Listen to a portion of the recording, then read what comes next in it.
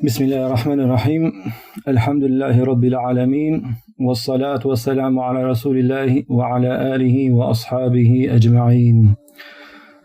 Allahumma allimna ma yanfa'una wanfa'na bima 'allamtana wa zidna 'ilman wa aslih lana sha'nana kullahu wa la takilna ila anfusina tarfata 'ain. Vëllezërin, herën që kaloi folëm në lidhje me titullin e librit.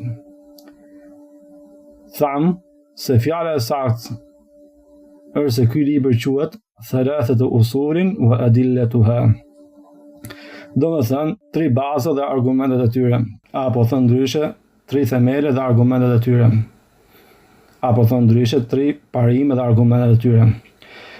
Dhe tham se të 3 këto janë të sakta. Për këtë përcollëm fjalën e Sheikh Salih al-Sheikh, Allahu ruajt. Më pas shpjeguam se cilën pjesës të titullit. Dhe thamë se ky titull përbëhet nga 3 pjesëza. E para është fjala 3. E dyta baza apo themele. E treta dhe argumentet e tyre. Për fjalën e parë, e cila është fjala 3, thamë se i referohet 3 pyetjeve të varit, të cilët janë kush është Zoti yt, cila është feja jote dhe kush është profeti yt. Për fjalën e dytë, e cila është fjala baza apo themele, që në arabisht është usul. Thamë se usul është shumë si fjalës asl. Baza është shumë si fjalës bazë. Themele është shumë si fjalës themel. Thamë gjithashtu se gjuhësisht fjala bazë apo themel, si në arabisht, po ashtu edhe në shqip, është pjesa poshtme e diçkaje. Ndërsa dietarët e usulul fiqh thonë se gjuhësisht kjo fjalë thot ma buni alayhi ghayruhu, ajo mbi të cilën ndërtohet, bazohet apo themelohet diçka tjetër. Për këtë kemi përcjellur fjalën e Sheikh Sulejman Rohelit, Allahu ruajt, dhe të Sheikh Uthayminit, Allahu mëshiroft. Sheikh Uthaymini, Allahu mëshiroft, ka marrë për dëshmi në lidhje me këtë se baza është ajo mbi të cilën ndërtohet diçka tjetër, ka marrë për dëshmi fjalën e Allahut të lartësuar: Alam tara kayfa daraba Allahu mathalan kalimatan tayyibatan ka shajaratin tayyiba. A nuk e sheh si Allahu i jep shembullin e një fjale të mirë si një pemë e mirë. Asluha thabitun wa far'uha fi as-sama. Baza e cilës është e qëndrueshme dhe degët e saj janë lart në qiell. Më pas, për të lidhur kuptimin e tij gjuhësor me titullin e librit, prandaj dhe ne vijuam ajetin në vazhdim. Ajetin të sura Ibrahim, të cilin e cituam sapo cituam, e vijuam, treguam edhe atë çka vjen pas këtij ajeti dhe morëm komentimin e tij nga imami tefsirit Ibn Jarir at-Tabari. Në këtë ajet, Allahu i lartësuar thot: "Yuthabbitu Allahu alladhina amanu bil qawli thabiti fil hayati ad-dunya wa fil akhirah." Allahu i forcon apo i bën qëndrueshëm ata që besojnë me fjalën e qëndrueshme. Fil hayati ad-dunya wa fil akhirah, në jetën e kësaj bote dhe në botën tjetër.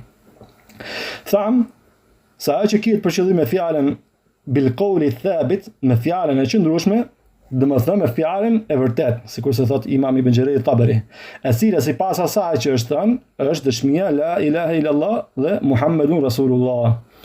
Nuk ka të adhuruar tjetër me drejt përveç Allahut dhe se Muhammedi është i dërguar i Allahut. Gjithashtu kemi thënë se në këtë ajet, me fjalën në botën tjetër, kiet për qëllim forcimi i besimtarit gjatë pyetjeve të varrit. Kemi përcjellur në komentin e këtij ajeti hadithe të shumta që dëshmojnë dhe vërtetojnë se njeriu në varr provohet. Do të vetë në fitnë, do të vetë në sprovë. Sa ai do të pyetet në varr për 3 pyetje, që i tha më parë, të cilat janë: kush është Zoti yt, cila është feja jote dhe kush është profeti yt. Sa për besimtarin, Allahu do ta forcojë me fjalën e qëndrueshme, të cilën thamë se është fjala la ilaha illallah Muhammedun Rasulullah. Dhe ai do të thotë: Zoti im është Allahu, feja ime është Islami dhe profeti im është Muhammedi sallallahu alaihi wasallam. Sa për qafirin, jo besimtarin apo hipokritin, ai do të përgjigjet i hutuar në lidhje me këto 3 pyetje. Do të thotë ha la adrin. Fjala ha është shprehje kjo që tregon për hutim dhe mos qëndrueshmëri. Do të thotë ha nuk e di. Më pas kemi sqaruar se në fjalën 3 baza, në këtë titull 3 baza, nuk do të thotë se bazat apo themelet e fesë janë vetëm 3. Por këto janë 3 nga shumë bazat e fesë. Dhe jemi argumentuar me vetë aktualitetin. Në për citate gjenden aktualisht edhe bazat të tjera që janë prej bazave të fesë. Gjithashtu u argumentuam me vetë faktin se vetë ky autori i këtij libri ka një libër tjetër që është quajtur Usulu Sitte, 6 bazat. Mirë po, cili është shkaku pse autori i ka përmendur këto 3 baza ndër bazat e tjera? Tham, shkaku pse është përmendur ky numër i caktuar është lehtësimi në memorizimin e tyre. Nga se prej metodave të mirë në mësimdhënie është që mësuesi të përmendë një numër të caktuar, pastaj të sqarojë me detaj se cilin prej tyre. Për këtë kemi dhënë disa shembuj nga hadithi i profetit sallallahu alaihi wasallam. Më pas kemi tërhequr vërejtje në lidhje me fjalën 3 baza, sa ajo është term i përdorur nga Sheikh Muhammad ibn Abdul Wahhab. Për këto 3 baza që u sqaruam më parë. Mirë po, ka dietarë të tjerë, sikurse Sheikhul Islam Ibn Taymiyah, që kur përmend edhe thot 3 baza, ka për qëllim 3 baza të tjera. Në një citat që e cituam herën që kaloi. Ne u ndalëm në këtë pikë. Dhe nuk patëm mundësi herën që kaloi të plotësonin shpjegimin e komplet titullit të librit. Pra, 3 baza dhe argumentet e tyre. Titulli i librit është 3 baza dhe argumentet e tyre. Shpjeguam fjalën 3, shpjeguam fjalën baza, mirë po u ndalëm tek fjala dhe argumentet e tyre. Nuk e shpjeguam të pjesë. Sot, inshallah, do të plotësojmë shpjegimin e këtij titulli dhe më pas do të flasim për 2 pika të tjera. Të cilat janë e para është nxjerrja në pa e vlerave të këtij libri. Pika 2, do të flasim inshallah për diçka në lidhje me biografinë e autorit të librit. Sa për pjesën e fundit të titullit dhe argumentet e tyre, Sheikh Sulejman Ruhaili, Allahu ruajt, thot në komentimin e këtij libri të bekuar, në faqen 61-64, thot el-adilla jam'u dalil. Fjala argumente është shumësi i fjalës argument. Wad-dalilu 'inda ahli al-'ilm, dalili, argumenti tek dietarët është ma yurshidu ila matlubin. Është ajo që uzon drejt diçkaje të kërkuar apo drejt një qëllimi. Përpara se të dalim tek fjala tjetër e Sheikh Sulejmanit, fjalën në vijim të Sheikh Sulejmanit, po them përmbledh tazi se argumentet në përgjithësi ndahen në 2 lloje. Argumentet logjike dhe argumentet dëgjuese. El-adilla al-aqliyya, thënë arabisht, argumentet logjike. Wal-adilla sam'iyya, dhe argumentet dëgjuese. Sa i përket argumenteve logjike, kjo është e qartë. Sa i përket argumenteve dëgjuese, ato janë argumentet nga shpallja Kur'ani dhe Suneti pejgamberit sallallahu alaihi wasallam, të cilat konceptohen nëpërmjet shisës së dëgjimit. Pse janë quajtur argumente dëgjuese? Sepse këto argumente që janë nga shpallja Kur'ani dhe Suneti konceptohen nëpërmjet shisës së dëgjimit. Janë quajtur kështu në bazë të fjalës Allahut lartësuar, ku thot në surën Mulk, wa qalu law kunna nasma'u aw na'qilu ma kunna fi ashabi sa'ir. Dhe than, domethënë banorët e zjarrit, than, sigur të dëgjonim apo të logjikonim, nuk të ishim prej banorëve të zjarrit flakërues. Sigur të dëgjonim, çfarë të dëgjonim? Ajetet dhe hadithet e pejgamberit sallallahu alaihi wasallam. Apo të logjikonim argumente logjike, nuk do të ishin prej banorëve të zjarrit flakërues. Tani, le të përcjellim fjalën në vijim të Sheikh Sulejman Rohelit, që e vazhduam më përpara. Thotë shehu: والأدلة هنا في كلام المصنف ليست محصورة على الأدلة السمعية. Argumentet që përmend autori këtu nuk kufizohen vetëm në argumentet që dëgjohen. Që tham, nuk kufizohen në argumentet që dëgjohen, pra që janë nga Kur'ani dhe Suneti. Thotë shehu: bel qad takun bil adilla sam'iyya wa qad takun bil adilla al-aqliyya. Mundet të jenë me argumente dëgjuese, këto argumente mund të jenë argumente dëgjuese, pra nga Kur'ani dhe Suneti, por mund të jenë edhe argumente logjike. Pra, thotë shehu, robi e njeh Zotin e tij përmes argumenteve që dëgjohen në shpadhin në Kur'an dhe Sunet. Por gjithashtu e njeh atë Allahun subhanahu wa taala edhe përmes argumenteve logjike racionale. Si kjo? Thotë shehu, duke medituar në universin dhe duke reflektuar në krijimin e Allahut të plotfuqishëm, sepse ato tregojnë për Allahun e lartësuar nga çdo emet. Sepse ato tregojnë për Allahun e lartësuar nga çdo emet. Sikur se ka thënë edhe poeti arab: فيا عجبا كيف يعصى الإله أو كيف يجحده الجاحد وفي كل شيء له آية تدل على أنه واحد. Sa çuditshme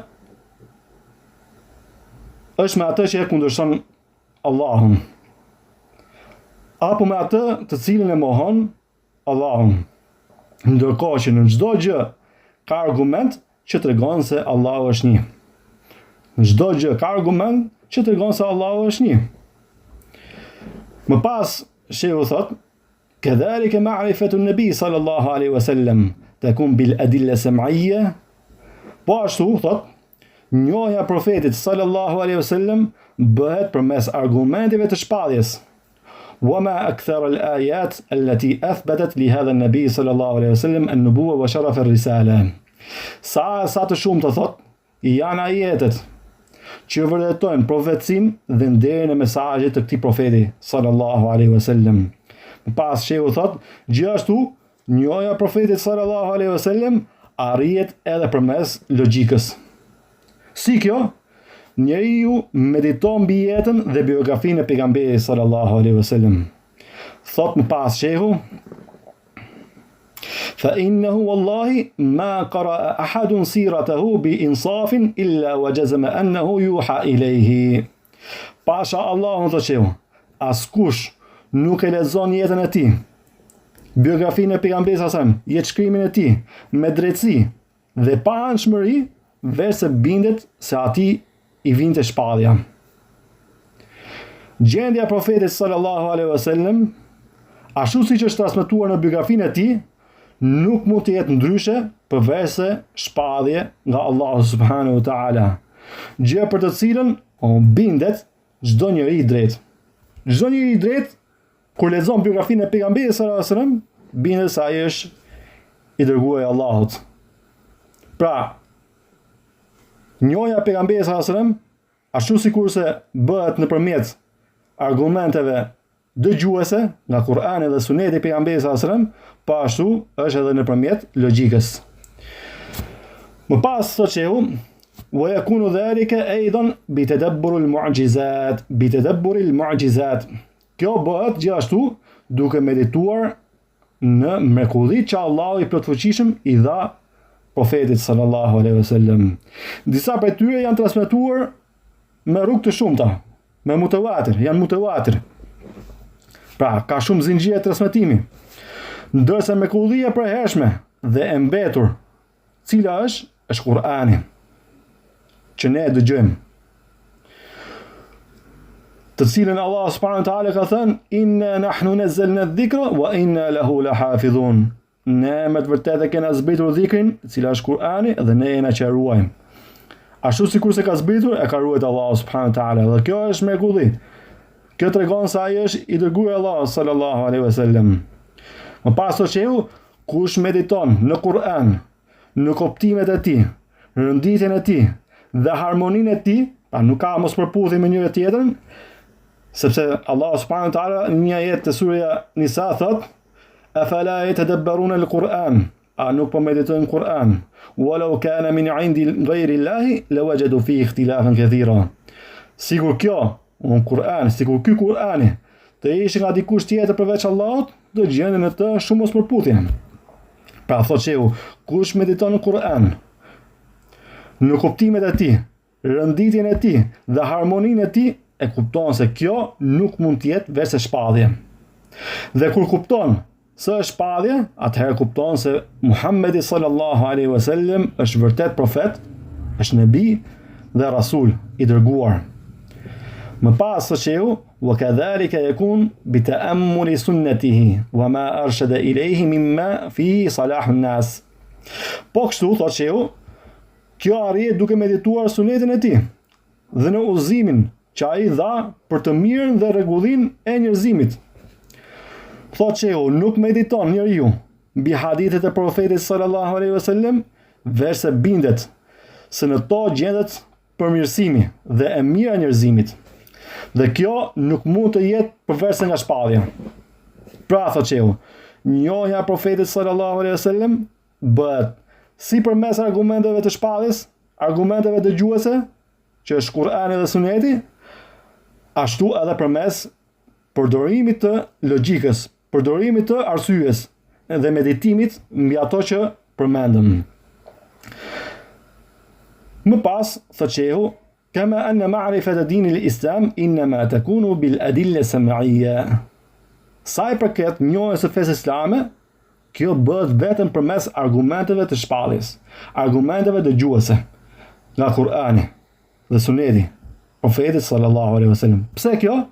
Thotë shehu, fa inna ad-din la yu'rafu illa bi tariq al-kitabi wa sunnah. Sepse feja nuk mund të njihet ndryshe veçse nëpërmjet Kur'anit dhe Sunetit profetit sallallahu alaihi wasallam. Pra, njohja e Allahut arrihet si përmes argumenteve dëgjuese të cilët janë Kur'ani dhe Suneti profetit sallallahu alaihi wasallam, po ashtu dhe nëpërmjet argumenteve të logjike, duke medituar në krijesat e Allahut. Gjithashtu, tek njohja e profetit sallallahu alaihi wasallam, njohja e profetit sallallahu alaihi wasallam arrihet si me argumente dëgjuese nga Kur'ani dhe Suneti profetit sallallahu alaihi wasallam, po ashtu edhe nëpërmjet logjikës, duke vendosur arsyeën në punë, duke medituar në biografinë, në shkrimin e profetit sallallahu alaihi wasallam. Sa i përket Islamit, njohja e fesë islame nuk hyn në të logjika. Njohja e fesë islame, thotë shehu, innama takunu bil adilla sam'iyya. Bëhet vetëm përmes argumenteve që dëgjohen, pra të shpalljes, Kur'ani dhe Suneti profetit sallallahu alaihi wasallam. Fa inna ad-din la yu'rafu illa bi tariq al-kitabi wa sunnah. Sepse feja nuk mund të njihet ndryshe veçse nëpërmjet Kur'anit dhe Sunetit profetit sallallahu alaihi wasallam. Mbaron këtu fjala e Sheikh Sulejman Ruhelit. Them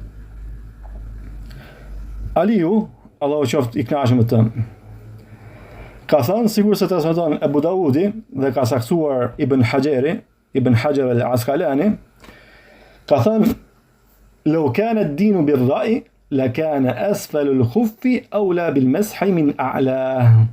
Sikur feja të ishte me mendje, me logjik, atëherë mesi i pjesës së poshtme të këmbës do të ishte më parsore për të fshirë. Pse? Sepse me çfarë ecën njeriu? Ecën me pjesën e poshtme. Edhe kjo bëhet pis. Mirë po, ne si japim mes çorapeve duke fshirë pjesën e sipërme të këmbës.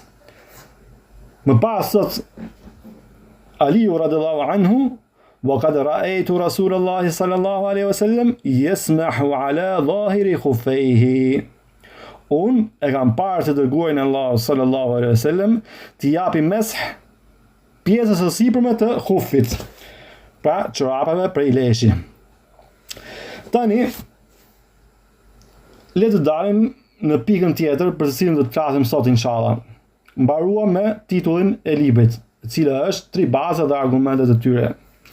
Tani dalim tek 2 pikat e tjera për të cilin do të flisim sot. Pika parë për cilin do të flisim ishe nxjerrja në pah e vlerave të këtij libri.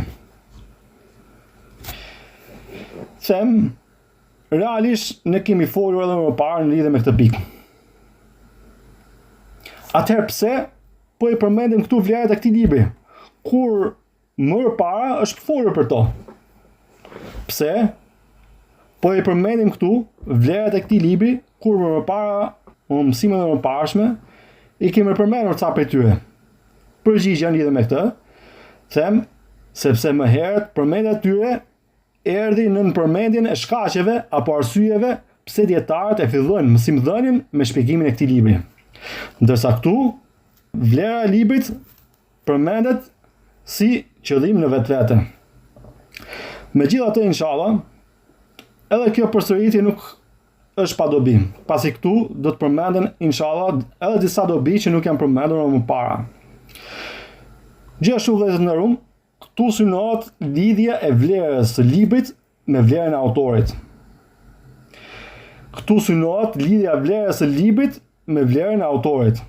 Nga se pika tjetër, pas kësaj pike të parë, ka të bëjë me biografinë e autorit. Prandaj, dhe them, dhe prej Allahut dhe suksesi. Them, vlera e këtij libri del në parë nga 3 aspekte. E para është tema. E dyta është metodologjia e autorit në përpiblimin e librit. E treta është pozita e autorit.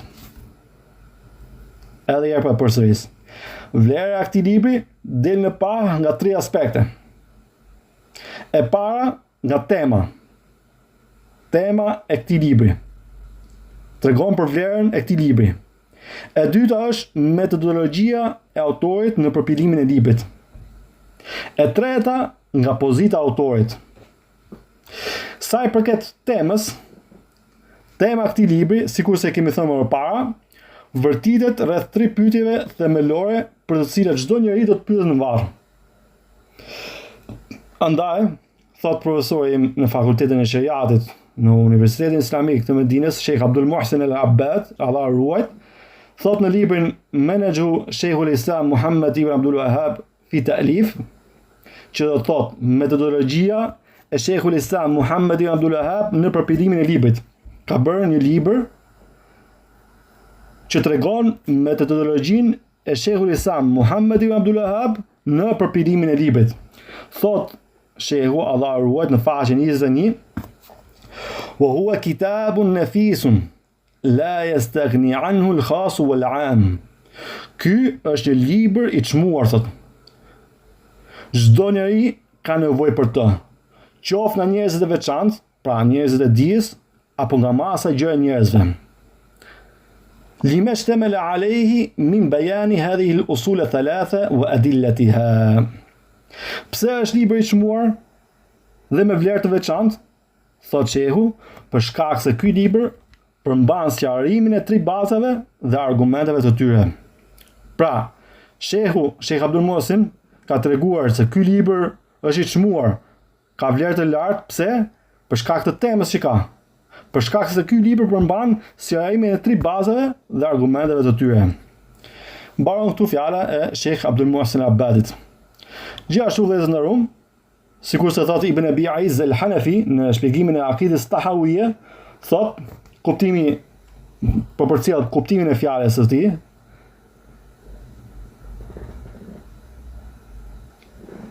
Thot vlera e një diturie varet nga vlera e asaj për të cilën po mëson. Thot vlera e një diturie varet nga vlera e asaj për cilën ti po mëson. Çfarë po mëson ti? Po mëson për njohjen e Allahut, njohjen e Profetit sallallahu alajhi wasallam dhe njohjen e fesë islame me argumente. Dhe duke qenë se kjo njohje ka të bëjë me njohjen e Allahut, njohjen e Profetit sallallahu alajhi wasallam dhe njohjen e fesë islame me argumente, prandaj dhe kjo dituri është dituri e vyer ndër të gjithë dituritë e tjera.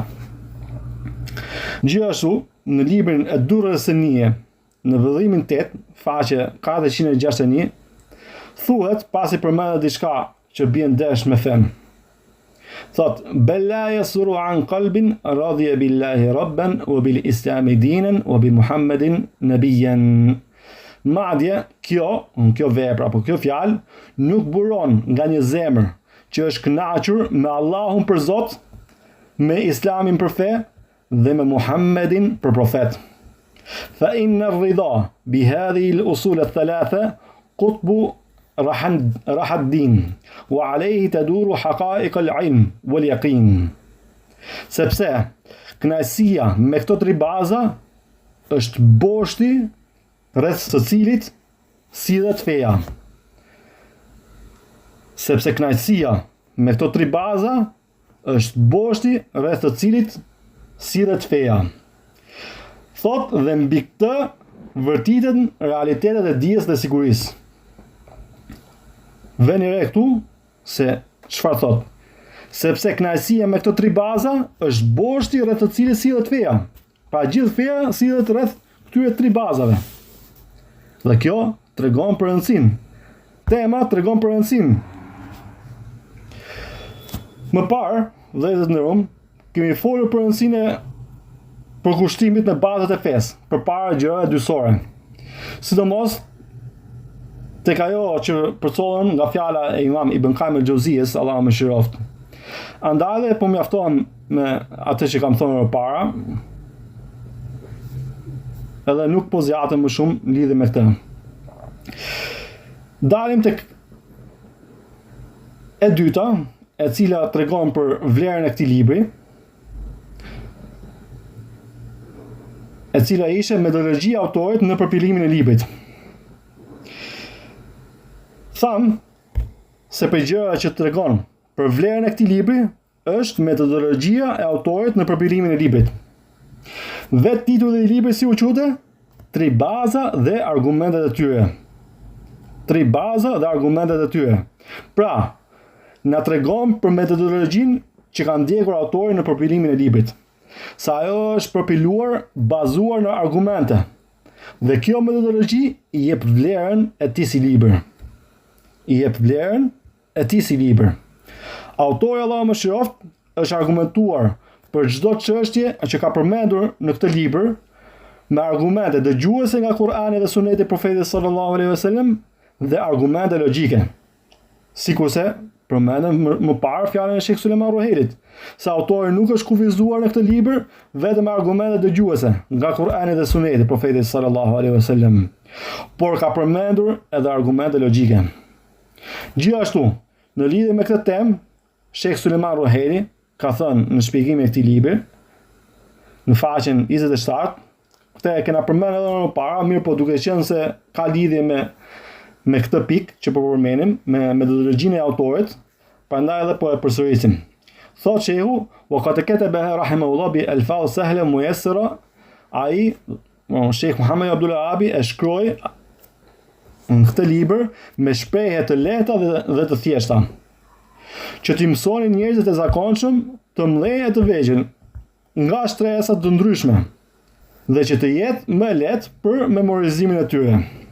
Më pas që thot, gjithashtu, ai solli në çdo çështje që përmenden këtë libër argumente nga Kur'ani dhe Suneti i Profetit sallallahu alaihi wasallam. Ka përmendur në çdo çështje që ka sjellur në këtë libër argumente nga Kur'ani dhe Suneti i Profetit sallallahu alaihi wasallam. Mbaron këtu fjala e Sheikh Sulejmanit. Gjithashtu, Sheikh Abdul Muhsin al-Abbad, Allahu ruajt, në librin që treguam më parë, Menhaju Sheikhul Islam Muhammad Abdul Wahhab fi ta'lif, pra metodologjia e Sheikhul Islam Muhammad ibn Abdul Wahhab në përpilimin e librit, thot wal hasilu anna kitab al-usul al-thalatha wada'ahu Sheikh Muhammad ibn Abdul Wahhab rahimahullah mukhtasaran wadih al-ibarat mustadillan lima yadhkuruhu min al-kitab wa sunnah. Përfundimisht thot shehu, libri Tri Bazat është shkruar nga Sheikh Muhammad ibn Abdul Wahhab në formë të shkurtër dhe me shprehje të qarta, duke sjell argumente për atë që përmend nga Kur'ani dhe Suneti i Profetit sallallahu alaihi wasallam. Duke sjell argumente për atë që përmend nga Kur'ani dhe Suneti i Profetit sallallahu alaihi wasallam. Wa huwa min awwali ma yanbaghi an yulqinahu as-sibyan. Ai është për gjërat e para që duhet të mësohet fëmijëve dhe njerëzve të thjeshtë. Më pas thot, dhe prej tij përfitojnë si njerëzit e dijshëm, po ashtu edhe masa gjëra njerëzve. Të gjithë njerëzit përfitojnë nga ky libër. Mbaron këtu fjala e shehut. Gjithashtu vëllezër nderuam, për gjëra që tregon për vlerën e këtij libri është pozita e autorit. Pozita e librit varet nga pozita e autorit të librit. Dhe duke qenë se pozita e autorit njihet pasi të kemi njohur biografinë e tij, dhe duke qenë se Muhammed ibn Sirin, Allahu më shoft, ka thënë: "Inna hadha al-ilm din, fanzuru amman ta'khuduna dinakum." Kjo dituri është fe, andaj shikoni ku e merrni fen tuaj, sikur se ka transmetuar Imam Muslimi në Sahihun e tij këtë, thotë, me të vërtetë kjo dituri është fe, andaj shikoni ku e merrni fen tuaj. Atëherë, ne duhet të njohim biografinë e autorit. Tani dalim te pika e dytë, për cilin do të flisim sot, e cila është biografia e autorit. Biografia e autorit, këtë e kam treguar në shpjegimin e librit të Tauhidit që e kam përkthyer nga Sheikh Sulejman Ruhaili. Biografinë e autorit të librit, Sheikh Muhammad ibn Abdul Wahhab, e kam treguar tek parathënia e librit Shpjegimi i librit të Tauhidit, me shpjegim të Sheikh Sulejman Ruhailit, Allah ruajt. Në të kam thënë, po lexojmë nga ky libër në faqen 15. Biografia e autorit të librit të Tauhidit. Emri i autorit është Muhammed i biri Abdul Wahhabit, i biri Sulejmanit, i biri Aliut, i biri Muhammedit, i biri Ahmedit. Më pas ka cituar edhe emër të tjerë. Dhe në fund kam thënë me prejardhje nga fisi Temim. Me prejardhje nga fisi Temim. Tani të dalim tek vlera e fisit Temim në hadithet profetike, në hadithin e profetit sallallahu alaihi wasallam. Transmeton Imam Buhariu në Sahihun e tij nga Ebu Huraira radiallahu anhu se ka thënë: "Nuk kam rreshtur së pasuri dashuri për fisin Temim, qykur kam dëgjuar 3 gjëra prej të dërguarit Allahut sallallahu alaihi wasallam të thot për ta. Kur kam dëgjuar atë të thot, hum ashaddu ummati ala ad-dajjal." Ata, pra, fisit Temim janë njerëzit më të ashpër kundër Dejjalit. Janë njerëzit më të ashpër kundër Dejjalit për umetit tim. E dyta, thot Ebu Huraira, kur erdhën sadakat e tyre të këtij fisi, i dërguari Allahu sallallahu alaihi wasallam tha: "Hadhihi sadaqatu qaumina." Këto janë sadakat e popullit ton. E treta, për shkaqeve që Ebu Huraira e ka dashur këtë si fis, është se kur një robresh ka qenë tek Aisha, nëna e besimtarëve, profeti sallallahu alaihi wasallam ka thënë: "I'tiqiha fa innaha min waladi Ismail." Liroja atë sepse ajo është prej fëmijëve pasardhësve të Ismailit. Më pas kam cituar një fjalë të Sheikh Abdul Muhsin al-Abbad. E kam përcjellë atë nga libri që përmendëm më parë, Menhaj Sheikhul Islam Muhammad Abdul Wahhab fi ta'lif, metodologjia e Sheikhul Islam Muhammad Abdul Wahhab në përpilimin e librit. Në këtë libër Sheikh Abdul Muhsin al-Abbad, Allahu ruajt, profesori im, thot se Sheikh Muhammad Abdul Wahhab është min qabilati Bani Tamim, thot. Ai i përkiste fisit Tamim, për të cilin profeti sallallahu alaihi wasallam ka thënë se ata janë njerëzit më të ashpër ndaj Dejjalit. Janë njerëzit më të ashpër ndaj Dejjalit, sikurse e dëgjuam më parë. Ky hadith tregon se ky fis do të vazhdojë të ekzistojë deri në kohën e Dejjalit. Ky hadith, thotë shehu, tregon se ky fis do të vazhdojë të ekzistojë deri në kohën e Dejjalit, dhe se ata do të jenë më të ashpërit kundër tij, më të vendosurit kundër tij. Më pas, shikoni çfarë thotë shehu. Kjo është dobi madhështore. Thot, ashtu siç do të jenë të ashpër ndaj Dejjalit të madh në fundin e kohës, po ashtu edhe Sheikhul Islam Muhammad ibn Abdul Wahhab, bijtë e tij, nipërit, nxënësit dhe nxënësit e nxënësve të tij, kanë qenë ndër njerëzit më të vendosur e më të ashpër kundër dexhalëve të kohëve të tyre, nga radhat e atyre që kanë devijuar dhe janë në humbje. Pra,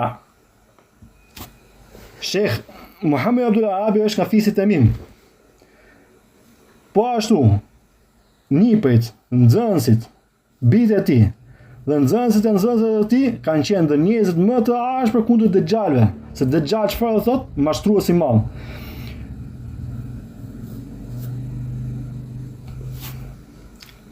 Sa i përket datëlindjes së Sheikh Muhammed Abdul Wahhabit dhe vendlindjes së tij, Shehu, Allahu më shëroft, ka lindur në vitin 1115, sipas Hijretit, në qytetin Ujejna, e cila është në rajonin e Nejdit, në Arabinë Saudite. Është larg nga Riyadhi 7 km nga ana perëndimore. Sa i përket rritjes dhe edukimit të autorit të librit, Sheikh Muhammed Abdul Wahhabi i përkiste një familje me pozitë të lartë. Ajo si familje ka pozitë të lartë në përardhje, sikur se dëgjuam më parë, që është nga fisit e Tamim, por gjithashtu edhe në dituri, nga se babai i tij, Abdul Wahhab, ka qenë dietar që njihte mirë shkencën e hadithit dhe të fikut. Ai ka qenë gjykatës dhe mufti në qytetin e tij. Po ashtu edhe xhaxhallarët dhe djemtë e tyre ishin dietar të mëdhenj. Gjë kjo që tregon se Sheikh Muhammed Abdul Wahhabi është edukuar në një familje dietarësh dhe se ka mësuar për tyre. A është mjaftuar me kaq Sheikh Muhammed Abdul Wahhabi? Jo. Sheikh Muhammed Abdul Wahhabi, pasi ka mësuar për dietarëve të vendit të tij, ai nuk u mjaftuar me kaq, por se udhtoi në disa vende për të kërkuar diturinë. Ai ka udhtuar që në moshë të vogël në kërkimin e diturisë. Shehu ka udhtuar për të kërkuar diturinë në vende sikur se Mekka, Medinë dhe Basra në Irak. Ka dashur të shkojë edhe në Sham, mirë po nuk ka pas mundësi. Dietarët më të spikatur ku ka mësuar Sheikh Muhammed Abdul Wahhabi ka qenë Abdullah ibn Ibrahim ibn Saif al-Najdi, Allahu më shëroft, gjithashtu Muhammed as-Sindi. Përveç familjarëve të tij, sikur se cituam më para, Abdul Wahhabi, babai i tij ishte prej dietarëve dhe xhaxhallarët dhe djemtë e tyre kanë qenë prej dietarëve të mëdhenj. Tani do të dalim tek një pikë e cila ka të bëjë me dyshime në lidhje me këtë dietar të nderuar, që njerëzit e bidatit hedhin karshi tij. Vëllezër nderuam, njerëzit e të kotës prej kohësh i akuzojnë pasuesit e së të vërtetës me akuza edhe agape të zbrazura nga argumentet. Dyshimet që ata hedhin karshi thirrjes së Sheikh Muhammed Abdul Wahhabi, Allahu më shëroft, janë të shumta. S'mund t'i përmendim të gjithë dyshimet e tyre, nga se janë të shumta, lloj dyshimesh. Mirë, po ne po mjaftohemi të përsëritim një ngjarje që përmban mësime në të. Përmban mësime, sikur se do t'i citojmë inshallah më pas. Nëpërmjet kësaj, inshallah, do t'i rrëzojmë të gjithë këto dyshimet që ata përmendin. Sa trim t'i përmendim dyshimet një nga një, përmendim këtë historinë, dhe kjo si histori i hedh komplet dyshimet e njerëzve të kotës. Në librin Fatawa wa Rasail Samahat al-Sheikh Muhammed ibn Ibrahim al-Sheikh, Allahu më shëroft, Muhammed ibn Ibrahim al-Sheikh ka qenë mësuesi i Sheikh Bin Bazit, ka qenë muftiu përpara se të ishte Sheikh Bin Baz. Ky dietar i nderuar në këtë libër thuhet ai, domethënë Muhammed ibn Ibrahim al-Sheikh, pasi përmendi mundësinë e përhapjes së thirrjes për të Allahut, qoftë nëpërmjet udhëtimit apo përmjet turizmit, dhe pasi shpjegoi realitetin e asaj që thirri Sheikh Muhammed ibn Abdul Wahhabi, thot tani Sheikh Muhammed ibn Ibrahim al-Sheikh, thot: "Wa ana aqusu al-an qissat Abdurrahman al-Bakri." Do të tregoj tani, thot, një rrëfim për Abdurrahman al-Bakrin, nga banorët e Nejdit. Në fillim ai ishte nga nxënësit e dijes tek Xhaxhai, i cili është Abdullah ibn Abdul Latif al-Sheikh. Ky Abdurrahman al-Bakri ishte nxënës i këtij Xhaxhait të tij. Pastaj vendosi ky person, Abdulrahman El Bekri, vendosi të hapte një shkollë në Oman, ku të jepte mësim tauhidin me të ardhurat e tij, me nafakatat e tij, me të ardhurat e tij. Kur i mbaronin të hollat, pra paratë e tij, merrte madhra për tregti nga dikush dhe udhtonte për në Indi. Dhe ndonjëherë thotë shehu qëndronte 6 muaj atje. Ky Abdulrahman El Bekri qëndronte në Indi ndonjëherë edhe 6 muaj. Thot më pas Sheikh Muhammad ibn Ibrahim al-Sheikh se Sheikh El Bekri thot njëherë isha pranë një xhamie në Indi. Dhe aty ishte një mësues që sapo përfundonte mësimin e tij, e mallkote Ibn Abdul Wahhabin. Pra Sheikh Muhammad ibn Abdul Wahhabin. Mbasi marrë mësimi, thotë Allah mallkoft Ibn Abdul Wahhabin. Kur dilte nga xhamia, kalonte tek unë, thot ky Sheikh El Bekri, dhe thoshte, unë e zotëroj gjuhën arabe, thot, por më pëlqen të ta gjej nga vendasit, nga se ky Sheikh El Bekri ishte arab, ndërsa ky personi që mallkote Sheikh Muhammad ibn Abdul Wahhabin ishte indian. Tani unë e zotëroj, thot ky indiani gjuhën arabe, e di. Ashtu sikur se unë për shembull nuk jam arab, jam shqiptar, po e di gjuhën arabe. Mirë po thot, më pëlqen të dëgjoj nga vendasit. Më pas thot Sheikh El Bekri, thot, dhe pinte ujë të freskët dhe të ftohtë nga unë. Unë, thot ky Sheikh El Bekri, u bën gosa për atë që bënte në mësimin e tij, se mallkote Sheikh Muhammad Abdul Wahhabin. Prandaj përdora një metodë të mirë. Cila është kjo metodë? Thot, e ftova te shtëpia dhe mora librin Kitabut Tauhid, librin e tauhidit. Ja hoqja kopertinën dhe e vendosa në raftin e shtëpisë para se ai të vinte te shtëpia. Kur ai erdhi, unë i thash, më lejon, i kërkon leje. I ka thënë, më lejon të shkoj të blej një bostan? Nga se për etikës, kur të vjen tjetër te shtëpia, mos a lesh veten pa pritmas. I kërkon leje, i thua, am lejon të shkoj të marr diçka? Edhe ky Sheikh Bekri i ka kërkuar leje këtij që të shkoj të blej një bostan.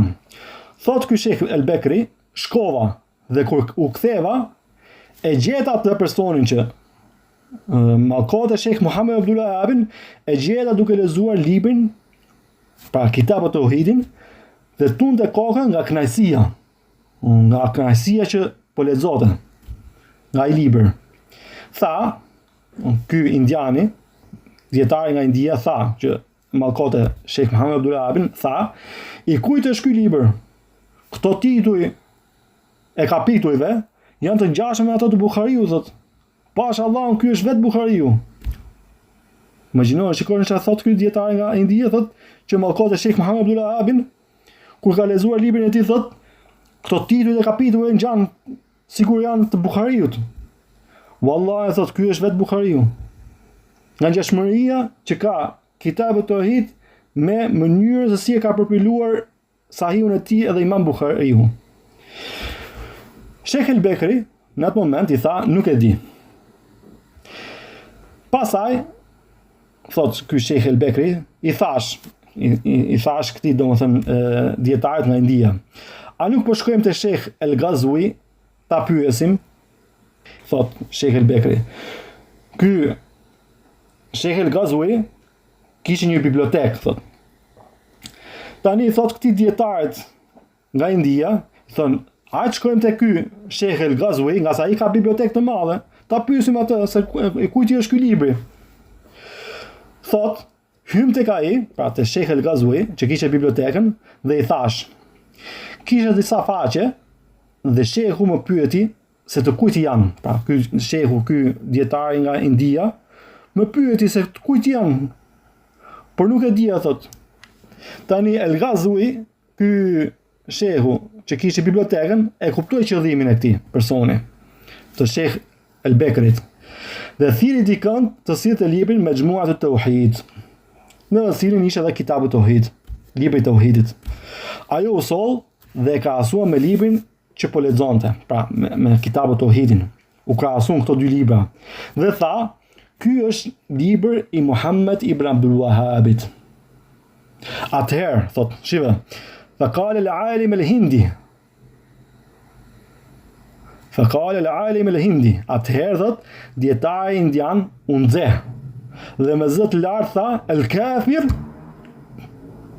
qafiri, ky qafiri, Muhammed ibn Abdul Wahhabi, thot, fasakatna wa sakata qalilan, thot. Ne heshtëm, dhe ai qëndroi pak në heshtje. Pasaj u qetësua, pra ky dietari nga India, i cili më para mallkote Sheikh Muhammed ibn Abdul Wahhabin, u qetësua dhe tha, nëse ky libër është i tij, atëherë ne i kemi bërë padrejtësi. Nëse ky libër, thot ky, është i tij, atëherë ne i kemi bërë padrejtësi. Që atëherë, thot tani Sheikh Muhammed Ibrahim al-Sheikh, se Sheikh Abdurrahman al-Bekri, i cili rrëfen këtë histori, që atëherë thot, ai dietari nga India filloi çdo ditë të lutej për të, për Sheikh Muhammed Abdul Wahhabi, dhe i uzonte edhe nxënësit e tij të luteshin për të.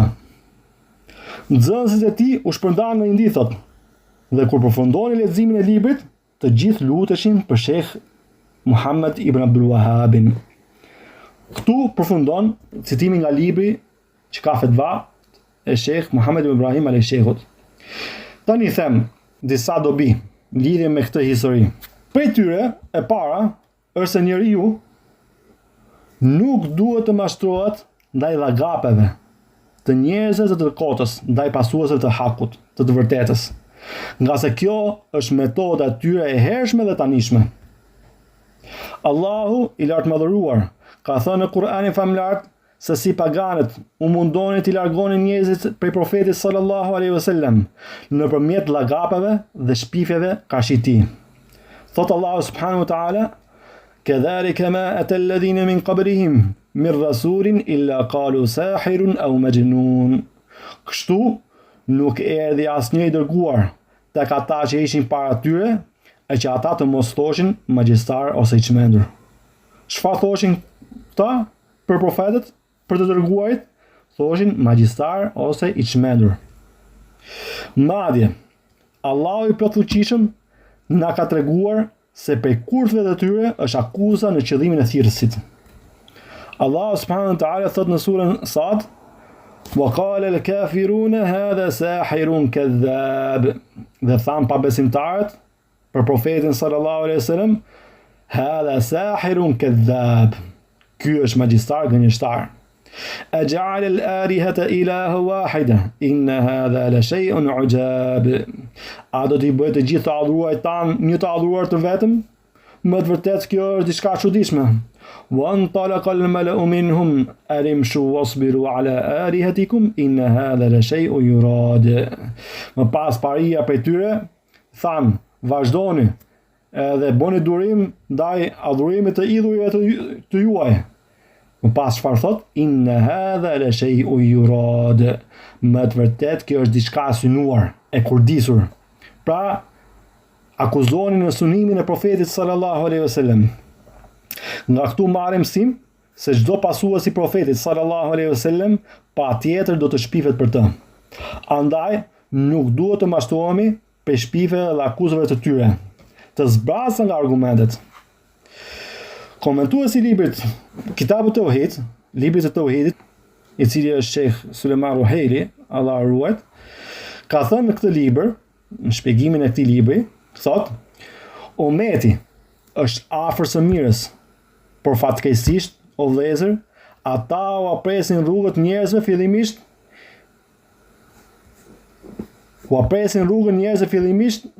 i kanë ndarë njerëzit nga pasuesit e tauhidit me akuza. I ndarën njerëzit nga pasuesit e tauhidit me çfarë? Me akuza. Skota të zbrasën nga argumentet. Dhe dihet që nga koha e profetit sallallahu alaihi wasallam se i dharët e të kotës pengojnë njerëzit nga e vërteta duke akuzuar, duke përdorur akuza. Ata thoshin për profetin sallallahu alaihi wasallam sahir, magjistar, fallxhor, dhe që mëson prej çifutëve të krishterëve. Edhe pse e dinin mirë që po gënjenin. por i thoshin këto vetëm e vetëm që të pengonin fiset nga profeti sallallahu alaihi wasallam. Po ashtu sot, thot shehu, i lëshojnë akuzat dhe etiketimet përballë thirrjes së tauhidit. I lëshojnë akuzat dhe etiketimet përballë thirrjes në tauhid duke thënë Wahabi. Ajsa njëri për tyre, imagjino shikoj çfarë thot Sheikh Sulemani. Ajsa njëri për këtyre njerëzve të mashtruar thot, Allahu na thot shehu, kur ju përmend një ajet, tha ky ajet është Wahabi. Në imagjino ku ka shku budallëku. Thot, ky ajet është Wahabi. Sepse ai thot shehu nuk mund të kundërshtojë dot kuptimin e ajetit. Prandaj i ngjiti etiketën Wahabi. Pse kjo? Për të larguar njerëzit nga e vërteta. Kjo ishte dobia e parë e përfituar nga kjo histori, e cila ishte se njeriu nuk duhet të mashtrohet ndaj dhagapeve të njerëzve të kotës, ndaj pasuesve të vërtetës. Nga se kjo është metodë e tyre e hershme dhe e tanishme. Dobia e dytë që nxjerrin nga kjo histori është se edhe një dietar mund të mashtrohet. Si thot ky Sheikh Muhammed Ibrahim al-Sheikh, faqala al-alim al-hindi thot. Dhe tha dietari nga India, pra u cilësua se ky ka qenë dietar. Pra edhe një dietar mund të mashtrohet ndaj thirrjes së njerëzve të kotës, ka shi një dietar tjetër. Andaj kjo tregon rrezikun e këtij kurthi të shejtanit. Dhe e bën njeriu më vigjilent, në mënyrë që mos të bie në padrejtësi ndaj dietarit të nderuar. Dobia e tretë është se vetë leximi i librit të tauhidit, vetë leximi i 3 parimeve apo 3 bazave dhe argumenteve të tyre të Sheikh Muhammed ibn Abdul Wahhab, Allahu më shoft, është provë kundër atyre që flasin kundër Sheikh Muhammed ibn Abdul Wahhabit. Nga se thirrja e tij ishte bazuar në atë që ka thënë Allahu dhe profeti sallallahu alaihi wasallam, dhe atë që kanë thënë sahabët, ashtu sikurse Imam Buhariu e të tjerë prej selefëve. Ky dietar nga India u mahnit nga ky libër, nga Kitabu Tauhid. Pse? Ngjante me librin e Sahih Buhariut.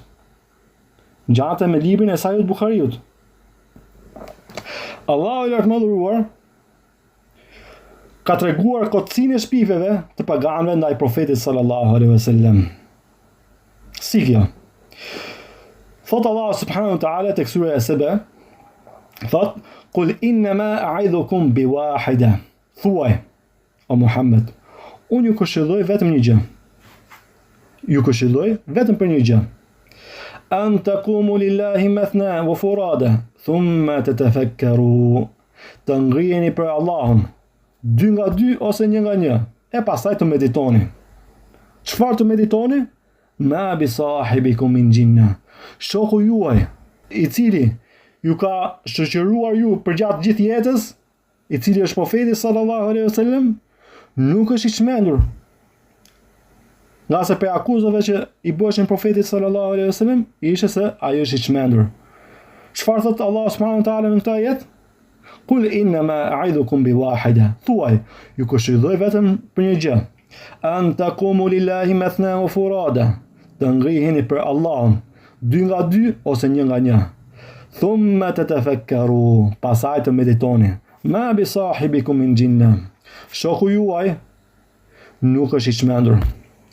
In huwa illa nadhirun lakum bayna yaday adhabin shadid. Ai është vetëm një paralajmërues për ju përballë një dënimi të ashpër. Pra vëllezër nderuam, vetë meditimi në thirrjen e personit asgjëson shpifjen e njerëzve të kotës ndaj tij. Vetë meditimi në thirrjen e personit, davetin e personit, asgjëson komplet shpifjet e njerëzve të kotës. Mediton thirrjen e tij. Thirrja e tij në çfarë është? Në Kur'an dhe Sunetin e Profetit sallallahu alajhi wasallam. Andaj bie poshtë komplet akuzat e tyre. Një shembull konkret nga jeta e profetit sallallahu alaihi wasallam e ngjashme me këtë që cituam më parë, me këtë dietar nga India që më parë mallkote Sheikh Muhammed ibn Abdul Wahhab, Allahu më shëroft, dhe në fund u bë prej atyre që u luste që ta mëshirote Allahu subhanahu wa taala Sheikh Muhammad ibn Abdul Wahhab Allahu mëshiroft, shembull konkret nga kjo në hadithet e profetit sallallahu alaihi wasallam është ajo që ka transmetuar Imam Muslimi nga Abdullah ibn Abbasi se një burr me emrin Dhimad erdhi në Mekë. Dhimadi ishte prej atyre që u merrte me rukje për sëmundjet që shkaktoheshin nga shpirtat, pra nga xhindet. Ai dëgjoi disa njerëz prej mendelehëve të Mekës duke thënë se Muhamedi sallallahu alaihi wasallam është i çmendur. Atëherë tha, sigur të takoj këtë njeri, pra profetin sallallahu alaihi wasallam, ndoshta Allahu do ta shëronte nëpërmjet meje, duke i bërë rukje. Nga se edhe përpara në xhahilet kanë pasur njerëzit rukje. Pastaj Dhimadi e takoi profetin sallallahu alaihi wasallam dhe i tha: "O Muhammed, thot, unë bëj rukje për këtë lloj smundjeje. Dhe Allahu shëron nëpërmjet meje këtë doj. A dëshiron të provoj me ty?" Më pas profeti sallallahu alaihi wasallam tha: "Innal hamdulillahi nahmaduhu wa nasta'inuhu man yahdihillahu fala mudilla lahu wa man yudlil fala hadiya lahu wa ashhadu an la ilaha illa Allah wahdahu la sharika lahu wa anna Muhammadan 'abduhu wa rasuluhu amma ba'd." Thot profeti sallallahu alaihi wasallam, falëndrimi dhe lavdrimi takon Allahut. Ne e lavdrojmë atë dhe kërkojmë ndihmë prej tij. Atë që udhëzon Allahu, askush nuk mund ta humbas, dhe atë që ai e humb, askush nuk mund ta udhëzoj.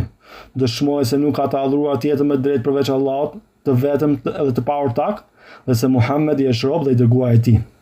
Më pas, Dhimadi tha, kur i dëgjoi fjalët e profetit sallallahu alaihi wasallam, këto fjalë të profetit sallallahu alaihi wasallam, tha: "Mi përsërit edhe një herë këto fjalë." Profeti sallallahu alaihi wasallam i përsëriti ato 3 herë. Pastaj Dhimadi tha: "Unë i kam dëgjuar fjalët e fallxhorëve, magjistarëve dhe poetëve, por nuk kam dëgjuar kurrë fjalë si këto të tuat. Ata kanë arritur deri në thellësitë e detit." Thot. Pra, që thot, unë i kam dëgjuar fjalët e fallxhorëve. Fjalët e tua nuk janë si fjalët e fallxhorëve. Unë i kam dëgjuar fjalët e magjistarëve. Fjalët e tyre nuk janë sikurse fjalët e tua.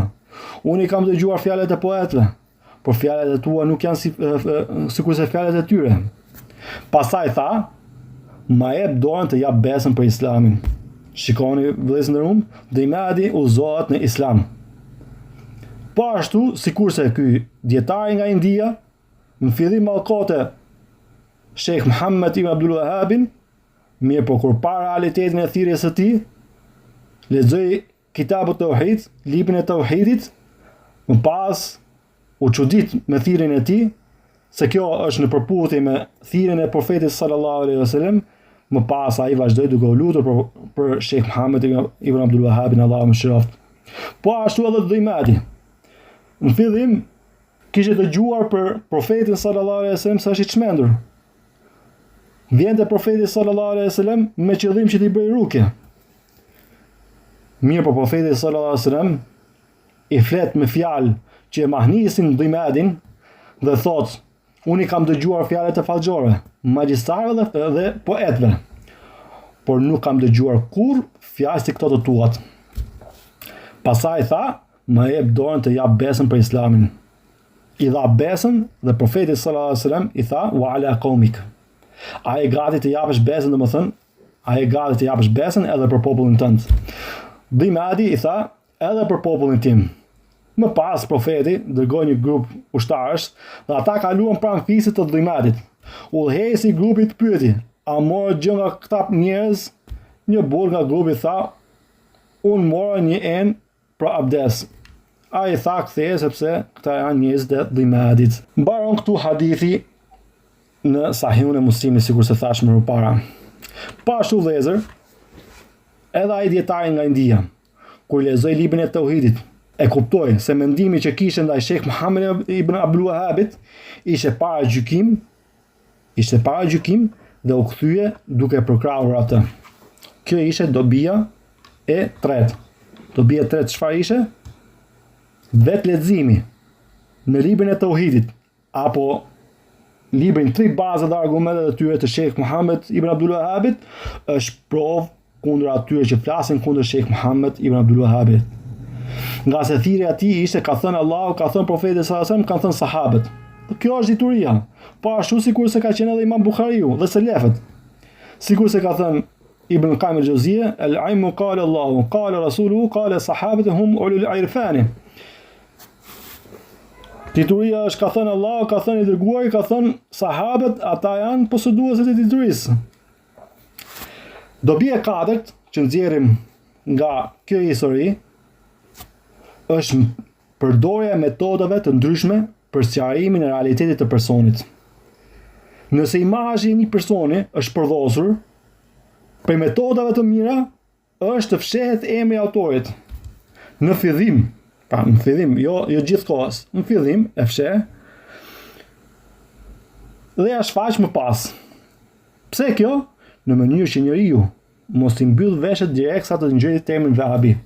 Direkt sa i thu, ka thënë Muhammed ibn Abdul Wahhab, ai mbyll veshët, pse? Sepse kanë gjuhë se ky është sekti devijuar. Është sekti devijuar. Mjaftohem inshallah me kaq. Subhanakallahumma bihamdika ashhadu an la ilaha illa ant wa astaghfiruka wa atubu ilaik.